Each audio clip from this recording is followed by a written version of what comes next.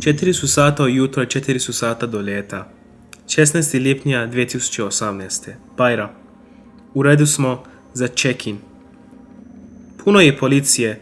Stigli smo jučer u podne na aerodrom i čekamo. Bezbroj puta sam od tada pitao kada će se otvoriti check-in. Konačno jest. Mama ide prva. Razdvajaju roditelje i djecu da bi ih mogli odvojno ispitivati. Provjeravaju je u sustavu. Srce mi kuca tako snažno da mislim da to moraju svi čuti. Mama prolazi. Sestre su na redu. One su male.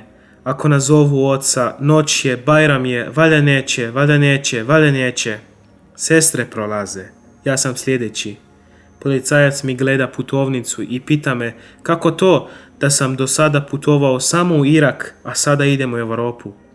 Tamo sam odlazio sa ocem na religijska putovanja. Kažem, a sada putujemo turistički. Imamo i povratne karte.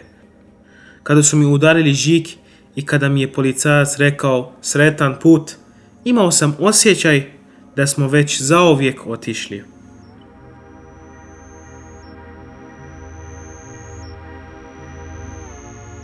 Čekamo let. Mama plače jer je ostavila svoju majku. Sestre se igraju sa Barbie. Ja Google Translateam na srpski gdje je policijska stanica. Kada stignemo, neću imati internet pa screenshotam to. Kada smo poljetili, mislim, otac nas do kraja života neće ponovo vidjeti. Više se nikada neću vratiti.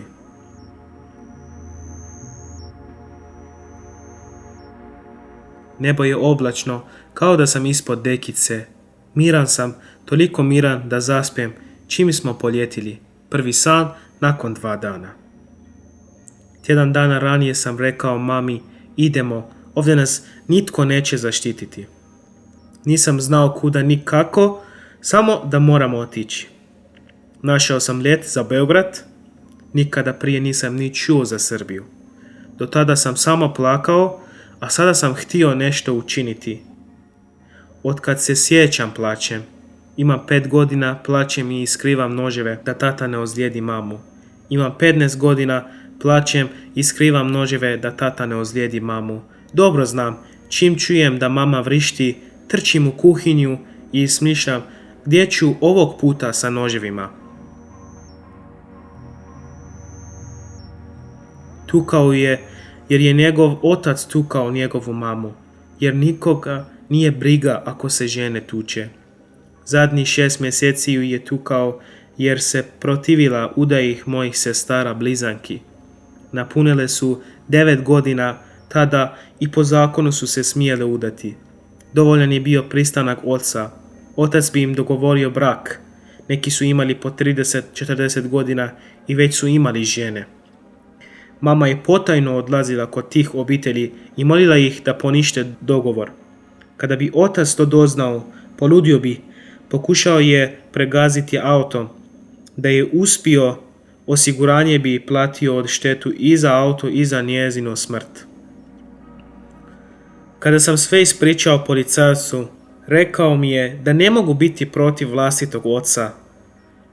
Kada je mama prijavila policiji da joj otac prijeti da će joj baciti kiselinu u lice, rekli su joj da se javi tek ako to i učini.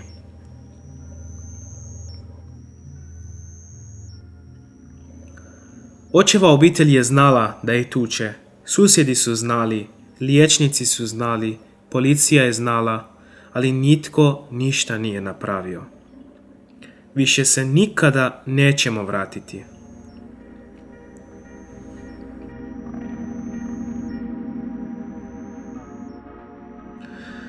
Uskoro ću napuniti 18 godina. Davno sam odrastao, dok sam skrivao noževe od oca, kada me otac prisilio da sa 12 godina prekinem školovanje i zaposlim se kod bravara, a njemu dajem svu zaradu.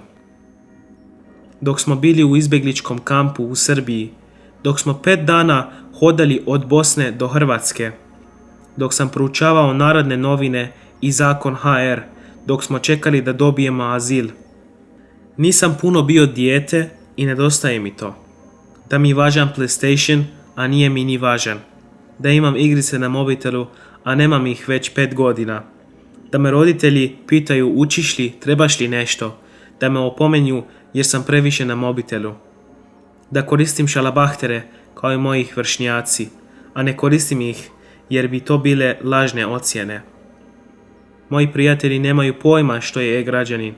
Ja u džepu nosim isprintane zakone. Kada idemo u banku i ne žele nam otvoriti račun, jer nam u dokumentima piše da smo izbjeglice, dam im da se informiraju. Sestre idu u 5. razred. Prave su djevojčice. Ja idem u 2. razred srednje medicinske škole. Kada završim fakultet, htio bih predavati u mojoj školi. Što više učim, osjećam se drugačijim od mojeg oca. Više se ne bojim. Jedino nekada mislim što će biti za 1.5 godina kada izgubimo smještaj koji nam sada plaća država. Hoće li mama do tada naučiti jezik? Hoće li naći posao? Moram završiti školu, upisati fakultet i onda ja mogu raditi, ali treba mi par godina. Volio bih promijeniti ime. U tom prezimenu vidim samo generacije nasilnika.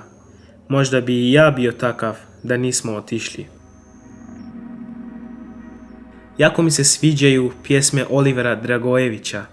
Mogao bi uzeti njegovo ime, a ako se oženim, ženino prezime. Kada bi mi otac to saznao, odrekao bi me se. Ali već sam se ja odrekao njega.